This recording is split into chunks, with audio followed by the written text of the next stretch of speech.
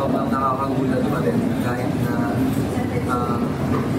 na alam namin na madami na rin kami supporters na nagmamahal sa akin.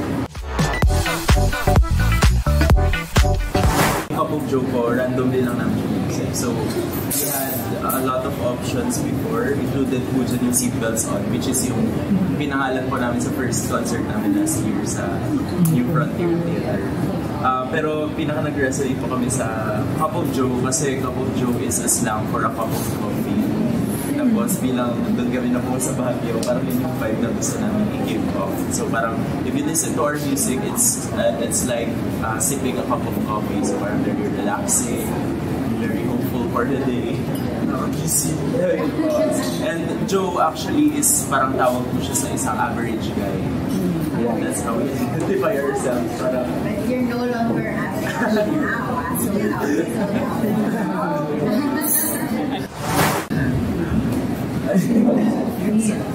how does it feel, CJ?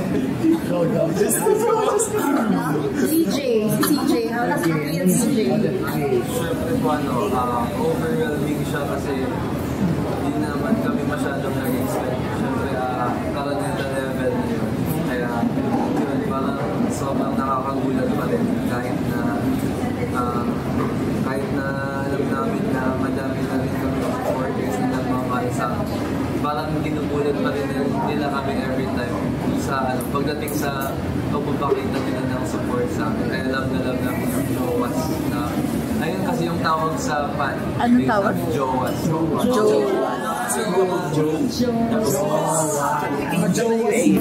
First of all, kinakabahan ko kasi Araneta po yun.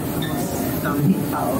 Pero ayun po, parang sobrang thankful kami kasi parang nabigyan kami ng chance para mag-play sa harap ng fans namin. Tapos this ngayon, mas madami pa yung ma-accommodate namin sa performance namin. Kaya very thankful and very nervous.